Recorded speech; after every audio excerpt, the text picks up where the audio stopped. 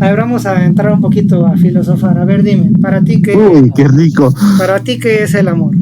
¿Cuál es tu teoría acerca de la creación del universo? ¿No? Ya se habla de que en el 2030 ya va a haber gente viviendo en Marte, ¿no? Perfecto. Otras teorías interesantes, la de los multiversos, ¿no? ¿Has oído? Sí, También esencialmente. ocupan la fuerza de Júpiter, ¿no? La fuerza gravitacional, ¿no? Que Sí. empuja. Si tú quieres que la ciencia avance mucho más rápido, debería haber guerra. Podría avanzar la tecnología lo suficiente como para que en algún punto Sí, nos amigo. volvamos biológicamente inmortales. Es que desgraciadamente la religión nos retrasó bastante con respecto a la ciencia y tecnología. Por ejemplo, a nivel laboral, van a tener mucha desventaja la gente que no use IA contra la gente que sí use IA. Bueno, la primera está la criogenización, claro, o sea. Ese es otro tema, que la tecnología está haciendo más la gente, eso sí también está pasando. Sí. Sí. A ver, cambiemos de país. Estoy grabando para YouTube. Un gustito, un gustito. Estamos por ahí. Sí, también estás grabando. Sí, yo estoy buscando una conversación interesante. Conversación interesante, okay. Sí, quiero hacer una conversación, preguntar cosas extrañas, ¿no? Para ti, ¿qué sería lo más raro que hayas comido? Interesante, buenas preguntas. Igual y te hago unas preguntas, a ver qué sale aquí. Lo más raro que he comido, pues en realidad no he comido cosas tan raras, tan extrañas. Digo, dependiendo de la cultura y de dónde seas, algunos tipos de animales no son como muy comestibles, ¿no? Aquí, digo, en México hay de todo, ¿no? Pero así algo súper raro realmente no he comido, creo que no. Nada. En mi caso, lo más raro que yo he comido, a ver, han agarrado una rana viva, la han metido a la licuadora, le han echado agua, lo han licuado así viva y me la han hecho tomar. Wow. Es extracto de rana. Tremendo. Sí, no, fíjate que yo sí para la comida soy muy quisquilloso, entonces no ando comiendo cosas extrañas. Simplemente no lo haría ni por reto, ni por gusto, ni... Fue por no era una moda, era porque se decía que el extracto de rana tenía varias proteínas, por decirlo así, ¿ya? Ok. Claro, después de varios años salió un estudio donde decía que no aportaba nada y se dejó de licuar las ranas. Sí, como la cáscara de plátano, ¿no? Mucha gente se la quiere comer. Por ejemplo, acá en mi país, ya hay un jugo que se llama el jugo especial. Ese jugo especial le meten la cáscara de huevo, le meten cerveza, zanahoria, tomate, fruta y verdura. Tú lo ves y parece que extraño, pero cuando lo pruebas es diferente. ¿Está bueno? Es bueno, te recompone. Pero eso lo venden en la sierra de mi país, no en la costa. ¿En qué parte de Perú vives? No, yo vivo en Lima, pero tengo descendencia andina. Ah, andina. ¿Sabes hablar algún otro idioma? Aparte de inglés, no. Sé unas cuantas palabras en quechua, pero muy poco. A mí me gusta aprender idiomas. De hecho, es la razón por la que estoy acá. Trato de hablar muchos idiomas con la gente. Pero ¿cómo haces en este caso? O sea, tú para poder entablar, ya, yo te podría entender si fuese en writing, ¿no? O en escrito, ya. Porque al menos lo puedes traducir, ya. Pero por vos, ¿cómo haces? Pues es que, mira, básicamente he estudiado los idiomas de manera sistemática por mucho tiempo. Soy maestro de idiomas, me dedico a eso. Entonces he estudiado muchos años el inglés. Puedo hablar otros idiomas como el francés, el italiano, el portugués, el alemán, japonés, el ruso, indonesio, sueco, suajili, chino. Entonces, he estudiado muchos idiomas. Entonces, no es exactamente sencillo. Te sale una persona y yo veo la banderita y me mentalizo, ok, voy a hablar alemán. Y de repente te brincan y sale otro, no era japonés, y como que cambia el chip, ¿no? Entonces es un poquito complicado estar cambiando de idioma tan rápido, pero ya cuando te metes en modo idioma ya es más fácil. Es muy cierto ello. Te das cuenta de que literalmente si tú sabes español y te vas por el portugués es casi lo mismo, y si quieres saltar al francés son palabras similares al italiano porque son lenguas romances. Exactamente, sabes bastante de eso, muy bien, sí. Lenguas romances. Yo soy una persona que le gusta la cultura y, o sea, aparte de lo que yo juego, yo hago stream jugando, pero aparte de eso, tengo un pequeño canal que no me gusta que vean, conocidos, me gusta que me vean desconocidos. Eso. Prefiero que me vea gente desconocida, donde yo explico cosas culturales, cosas extrañas o cosas raras. Me pasa algo similar cuando abro un canal nuevo de YouTube. No le suelo comentar a los amigos, a la gente cercana. Me gusta más como que gente extraña descubra mi canal gracias al algoritmo, gracias a la recomendación, así, simplemente por la búsqueda. Se quedaron viendo mi video, les gustó, se suscribieron, like, lo que sea, pero que sea gente que auténticamente le guste ver lo que estoy haciendo. Porque los amigos siempre te van a apoyar, siempre te van a dar like, siempre, ¿no? Entonces, fácil le puedes decir a todos tus amigos y pum, arriba de 100 suscriptores. Pero es mejor llegar a ese número y seguir creciendo de manera natural, ¿no? Sin ayuda, quiero decir. En efecto. ¿De dónde eres? Porque no, tu acento es neutro. Bueno, tengo amistades mexicanas, ¿ya? Y su acento es totalmente diferente. Bueno, va de acuerdo al tipo de región, pero tu acento es totalmente neutro. O sea, es un español neutro, o sea, no es un español, no uso tanto slang, no voy a estar hablándote de, oye, güey, hijo de la que quién sabe qué, no está dentro de mi estilo, entonces, no uso el slang, lo conozco todo, obviamente vivo aquí, ¿no? Conozco cómo hablan, pero quizá mi manera de comunicar es un poquito más sofisticada, quizá. No uso palabras tan domingueras. No, normal. Por ejemplo, en el caso de México, ¿tú sabes qué pasó con su catedral? A ver, ilustra. Por ejemplo, acá en Perú hay una ciudad llamada Arequipa. Tiene su catedral. Ya, sucede que los planos de la catedral de Arequipa y la catedral literalmente de México se intercambiaron. Oh, wow. Entonces la catedral que supuestamente debería estar en México es la que está en Arequipa, y la que debería estar en Arequipa está en México. Es una confusión que hubo. Sí, muy interesante. Se nota cómo eres un hombre de cultura. ¿Cómo te llamas? No nos hemos presentado. Cristian. ¿Y vos? Cristian. Tony, un gusto, Tony. A ver, vamos a entrar un poquito a filosofar. A ver, dime, ¿para ti qué? Uy, qué rico. ¿Para ti qué es el amor? Wow, esa pregunta yo me la hice en el colegio. Y el amor lo puedes describir de diferentes maneras y lo puedes ver en diferentes amplitudes. Por ejemplo, lo puedes ver psicológicamente, históricamente, matemáticamente, incluso. Claro. Ya, pero si algo he descubierto, que simplemente, ¿qué es el amor? Simplemente es un sentimiento. Yo recuerdo que dijo algo Platón, que literalmente el amor, o sea, no consiste o no va con respecto a la belleza simple, sino que se busca concretar a través del alma. Por eso que a veces se le llama el amor platónico. ¿Sabes? Hay una diferencia que está muy marcada y mucha gente no alcanza a ver, ¿no? Hay una diferencia muy, pero muy grande entre lo que denominamos, por ejemplo, enamorarse y amar, ¿no? Enamorarse típicamente es esta cuestión estereotípica de las mariposas en el estómago, ¿no? Todas estas reacciones químicas que se generan, ¿no? Endorfinas y demás, que típicamente van a ser temporales, ¿no? Después de un tiempo van a ir decayendo. Por otro lado, ¿ibas a decir algo? Sí. Aparte del amor, el amar, el querer, el sentir, y el último que todos, que la mayoría se suele confundir, el apego. La mayoría suele confundir lo que es el apego con el amor. Claro. Podemos tener una relación sentimental, ya, y yo la puedo amar, o incluso hasta me puede querer, ya, o amar, pero según eso no significa que tampoco haya amor, o bueno, exista amor. O sea, yo puedo sentir un amor incondicional hacia ella, pero puede que no sea recíproco, simplemente ella me quiere, nada más, o no me ame. ¿En qué punto tú diferenciarías de el querer al amar? ¿Qué diferencias hay según tu perspectiva? Querer es posesión.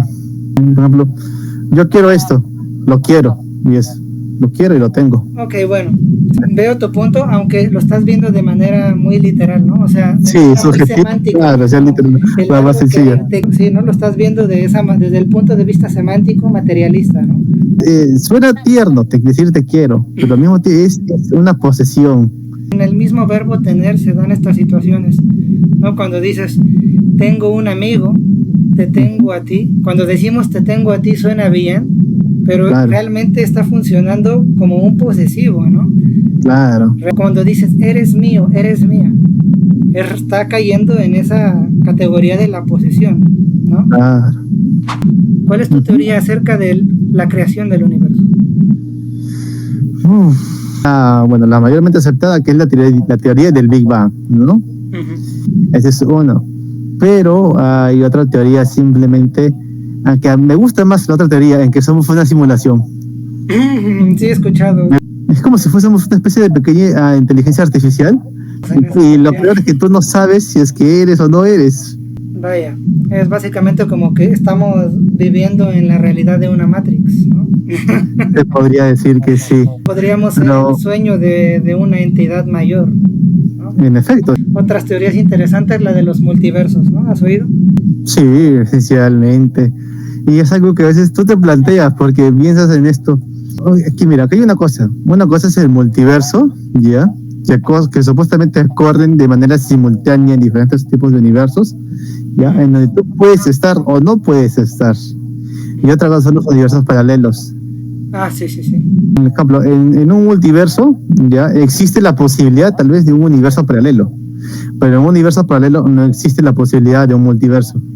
Claro. Pero pudiera ser que en un universo alterno pudiera, dentro de esa alternativa, existir multiversos y dentro de ese multiverso otro multiverso. Entonces, no se sabe, simplemente son posibilidades. Pudiera estar esa implícita dentro del otro, ¿no crees?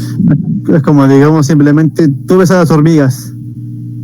Tú ves a las hormigas y solamente los ves hasta cuando entran al hoyo. Pero para que tú veas adentro, si tú quieres ver mucho más adentro, tú no sabes que hay más abajo de la Tierra, o tú no sabes que hay mucho más arriba en los cielos o el universo. Otro ejemplo metafórico, el famoso ejemplo del iceberg, ¿no? No ves todo lo que está abajo.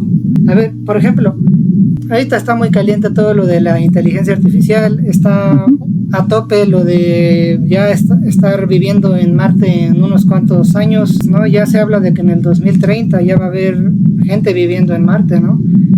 Y pensar cuánto tiempo más va a suceder para que ya esté toda una colonia, para que sea generalizado y para que pues una gran cantidad de la población quizá pueda estar viviendo ahí y luego expandirse. Pero la pregunta es esta, ¿crees? Bueno, no sé qué edad tengas. Yo tengo 29 años. 29, yo soy uno mayor. Uy, ¿y no pareces, eh? Adelante. Sí, todo el mundo me dice que me veo más joven también. Pero bueno, el punto es, con la edad que tenemos, ¿tú crees que nos alcance la vida como para poder ver eso? Tal vez para poder llegar a visitar Marte de manera realista en nuestra vida. No, así sencillamente no. Porque no es tan fácil que digamos, hasta ahorita donde ha llegado lo más cercano al humano, bueno, con registro histórico, la Luna. Está la Estación Espacial Internacional. Ya. Hasta ahí podemos decir que sí hemos llegado. ¿Cómo harías? O sea, de la Tierra a Marte no es tan cerca que digamos. Son casi, si no me equivoco, son 4 meses. Ok, bueno, mira, hay que contemplar que se están desarrollando nuevas tecnologías a nivel cohetes, ¿no? Y pues están trabajando mucho en la tecnología, ¿no? De los combustibles para mejorar los tiempos. Luego hay unas cuestiones que pueden utilizar, como por ejemplo la fuerza de impulso gravitatoria, que es que lancen el cohete, ¿no? Que lo lancen en una determinada fecha, en una determinada estación, para que con la fuerza que se va a generar en algún otro planeta, ¿no? Hay veces que para llegar más allá lejos ocupan la fuerza de Júpiter, ¿no? La fuerza gravitacional, ¿no? Que entonces, hay un montón de cosas que tienen en cuenta respecto a esto. Entonces, creo que sí, efectivamente, no es tan simple. O sea, va a haber una cantidad de tiempo que va a ser cada vez más corta, se va a ir reduciendo el tiempo. Creo que vamos a llegar a un punto en el que esto va a llegar a ser de acceso turístico, ¿no? Que va a ser posible para las personas ir siempre y cuando paguen su boleto, ¿verdad? Ahorita es muy caro, pero en algún momento los costes van a ir bajando y claro, la gente con menos recursos va a poder permitirse ese tipo de viajes. Entonces, estoy hablando de que sí, probablemente sean muchos años, pero en algún momento eso va a ser generalizado. Y va a ser como, vacaciones en Marte, vamos, ¿no? Claro. Ya, yo te soy sincero, yo estimo que mínimo, tiene que haber pasado el 2100. No es por ser malo, pero yo considero que al menos ya entrando al 2100 se podría recién lograr ello. ¿Tú crees? Es bastante tiempo, porque lo que han propuesto es que ya 2030. Entonces no creo que sea hasta el 2100.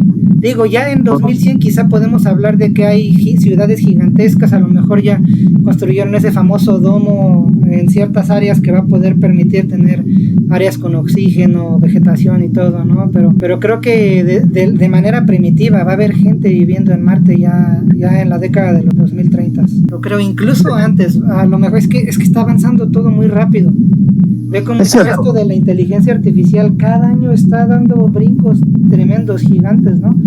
¿Quieres que te diga una verdad? Si tú quieres que la ciencia avance mucho más rápido, debería haber guerra. Aunque suene cruel, pero es lo mejor.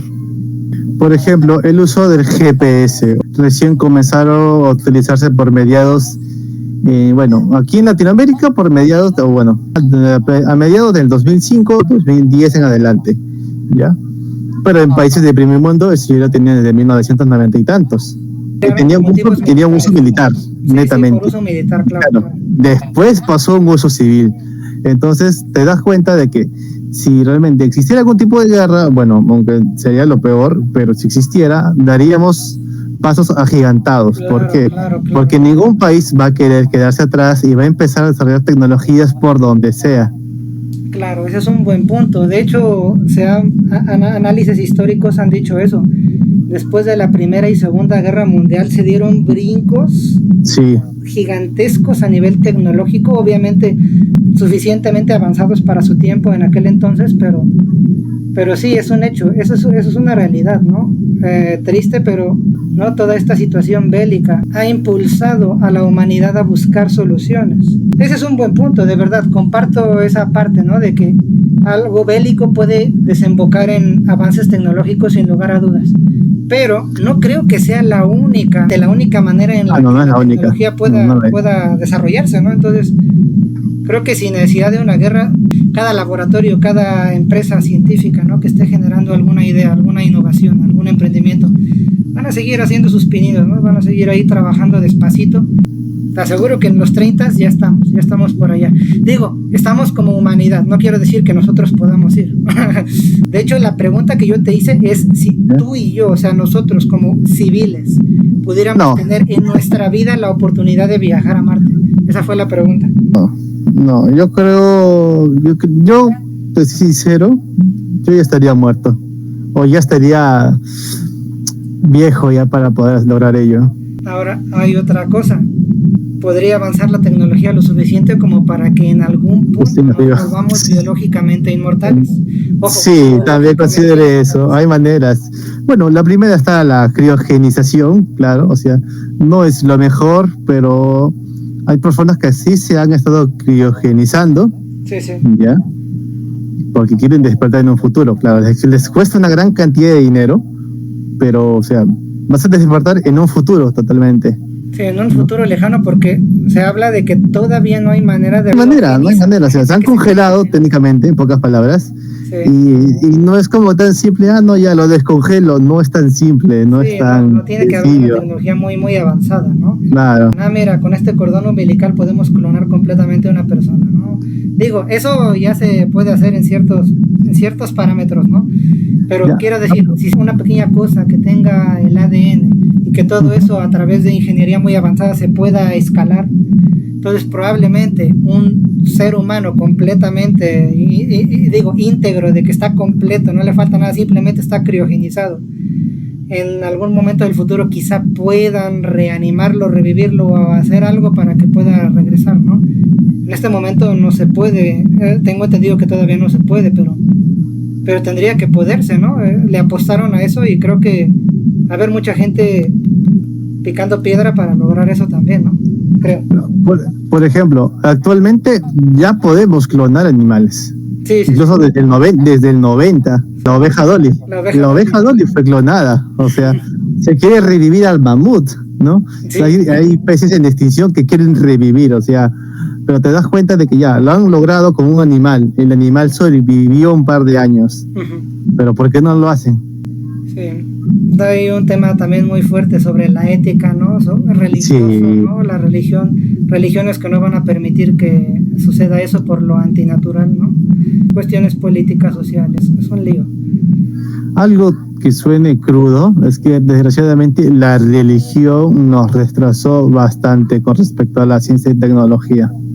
¿Te refieres a la religión que se profesa en estos lares o la religión mundial? O sea, en general, no a nivel mundial. No hablo netamente del catolicismo o su bendita Santa Inquisición, no. Me refiero en general, en todo el mundo, ¿no? Si no me equivoco, claro, a ver, hay países de que sí han llegado a una especie de compenetración entre la ciencia, la tecnología y la fe, porque sí se han podido compenetrar y han ido de la mano. Pero no es tanto como pasó acá en Occidente, ¿no? En Occidente no fue lo mismo, en Occidente fue, técnicamente lo que era la ciencia y tecnología se dejó de lado, ¿no? Porque si no era por Galileo Galilei, que literalmente a él lo querían mandar a la hoguera, porque que él mostró que la Tierra no es el centro del universo y que el Sol, todo gira alrededor del Sol, pues yo se hubiese logrado más, ¿no? Sí, definitivamente. Yo respeto todas las religiones, sin embargo, sí se tienen datos históricos, ¿no? De cómo en ciertos periodos no se pudo desarrollar bien la ciencia, sí, porque era básicamente un sacrilegio, ¿no? Entonces, sí, en efecto. Qué charla tan profunda e interesante, ¿eh? ¿Desde cuándo no habías tenido una charla así? No tengo recuerdo, pero la última vez que tuve una conversación profunda y que yo recuerde fue con mi profesor de historia. Un docente de historia tiene un montón de, justamente, historias que contar, ¿no? Explicando las jergas peruanas. Por ejemplo, el OE, ¿no? O el Yara. A ver, te lo voy a poner en contexto. A ver, en Perú decimos amigo, pero más que amigo es causa. Sí. Ya, ahora. Le agregas la palabra Yara y es como que le agregas con cuidado, precaución, ¿no? Yara causa o Yara mano o también es cuidado amigo, por decirlo así, ¿no? La palabra Yara. Buenísima. ¿No? La palabra oe viene de la palabra oye, o sea, okay, por ejemplo, piña. Por ejemplo, la piña es una fruta, lógicamente, ¿no? Pero acá en Perú la palabra piña, aparte de eso, lo utilizamos también como que piña, pues, o sea, ya perdiste. Ya perdiste, ya fue, ya. ¿no? Bueno, o palta. Por ejemplo, en tu país la palta creo que tiene otro nombre, ¿no? Aguacate, acá es palta, no son lo mismo, pero al mismo tiempo tiene otro significado. Palta es como que te has avergonzado, ¿no? O mano, qué palta contigo, ¿no? Qué vergüenza. Sí, suena bien. Oh, muy buena, las voy a recordar para cuando encuentre otros peruanos. Claro, es como, creo que en México suele utilizar la palabra güey, ¿no? Güey, sí. Güey. Ya. En Perú usamos la palabra P.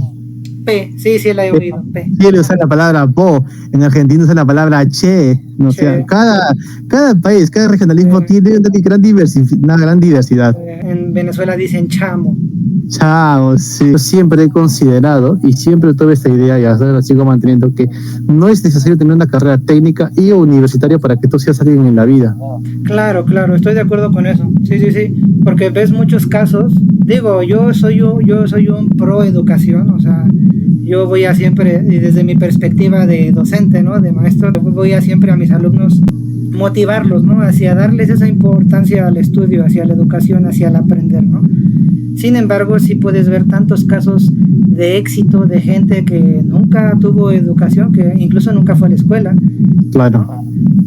Pero que lograron ser grandes empresarios, tener negocios, tener un montón de fortuna, fama, etcétera. Entonces, claro, no es como que la escuela sea una fórmula mágica para el éxito, pero puede ayudar a que el camino sea más fácil, porque en todo este caminito, ¿qué pasa? Te vas bombardeando de un montón de información, teoría, cultura general, y el hecho de tener una cultura global, ¿no? Una cosmogonía del mundo amplia, simple y sencillamente te va a permitir poder comprender mejor el mundo que nos rodea y poder solucionar problemas independientemente del contexto o área, ¿no? Entonces, creo que esa es la función más importante de la escuela, ¿no? Tener ese bagaje de conocimientos que te están preparando de alguna manera para lo que sea que vayas a hacer. Hay gente que es exitosa sin estudiar, sin tener una carrera universitaria, pero definitivamente es una ventaja. En efecto. Necesitas. en todo el mundo, ¿no? Cada vez el nivel de estudios que te piden para un determinado trabajo sube la vara más alto, más alto, más alto. Sí. Hace muchos años, bueno, me decían los abuelos, la gente estudiaba hasta la primaria y sí, saliendo de la primaria se iban a trabajar. Poco a poco, siguientes generaciones estudiaban más, ahora llegaban a la secundaria, luego llegaban a la prepa, ¿no? Ya nuestras generaciones ya nos tocó tener otro tipo de posibilidades, ¿no? Digo, en mi caso, ya concluí mi carrera y todo, ¿no? Porque el avance a nivel tecnológico, el avance cultural, el avance en estilo de vida, creo que las generaciones podrían tener un mejor prospecto, no sé, que ese es otro tema, que la tecnología está haciendo más la gente, eso sí también está pasando. Sí, pero si se le da el enfoque correcto, creo que puede ser útil. Por ejemplo, yo te puedo decir que uso la IA para aprender cosas. Hay gente que la usa para hacer tareas, para dar la respuesta de los exámenes y te das cuenta, no razonan lo que están haciendo, no se quedan con el conocimiento, que es lo importante. Es como que pum, copia, pega, ahí está la tarea. Eso está terrible. Entonces creo que ese es uno de los problemas de la inteligencia artificial. Vamos a llegar a un punto en el que los robots te van a hacer absolutamente todo y el ser humano va a ser un completo inútil. O sea, eso también. O sea, se van a perder habilidades motrices, habilidades cognitivas a medida de que toda la vida esté siendo solucionada de manera automática. No, el problema es que una vez que ya empiecen a llegar los robots, así como hubo la gran revolución industrial, ya, en la primera, y varias personas perdieron sus trabajos en las fábricas, va a ocurrir lo mismo acá. Va a llegar la revolución, bueno, la robótica, ya a gran magnitud, donde simplemente ya, digamos, para la fuerza de trabajo, pues ya no necesariamente el ser humano va a desaparecer. Para funciones médicas o funciones de cirugía que ya se aplican en Japón, ya no, o sea, técnicamente no, ya no intervienen ya. Hay operaciones que solamente ya le han hecho robots y netamente en Japón. Sí, ya lo han hecho y ha funcionado bien. Entonces técnicamente va a reemplazar una parte, no todo, porque desgraciadamente es algo a favor que tiene el ser humano, es que el humano no es perfecto, tiende a ser perfeccionista, pero el ser humano siempre se equivoca y ese tema, el errar es humano, es algo que una máquina no va a poder igualar. Definitivamente. Y la cuestión es que hay que subirse a ese barco, a ese tren, porque hacia allá va el futuro. O sea, no quiero decir que esté mal, o sea, tiene sus pros y sus contras, pero va a llegar un punto en el que, por ejemplo, a nivel laboral, van a tener mucha desventaja la gente que no use IA contra la gente que sí use IA. Aquí no se trata de que le digas a la IA, resuélveme el problema que tengo en este trabajo. Se trata de que con tu ingenio humano, combinado con todo ese poder de procesamiento de la IA, se amalgamen, ¿no? Como decía hace rato, en una ósmosis perfecta para que puedas desempeñar tareas más efectivamente. Creo que ese sería el enfoque más correcto. No pensar que nos va a solucionar el problema, que sea un asistente para que tú puedas desempeñar ciertas tareas de manera más eficaz, ¿no? Creo que eso sería más sano. Oye, entonces si quieres le dejamos aquí ya porque veo como que tienes ganas de ir a comer. Tengo hambre hace rato. Tengo hambre. No te preocupes, pero estuvo realmente muy buena. Te agradezco mucho el tiempo y todo lo que compartiste, los datos culturales, pues la información, las experiencias, fue enriquecedor, fue muy padre. Vale, entonces nos vemos, Cristian. Cuídate, Tony, cuídate, hasta luego. Vale, nos vemos, bye bye.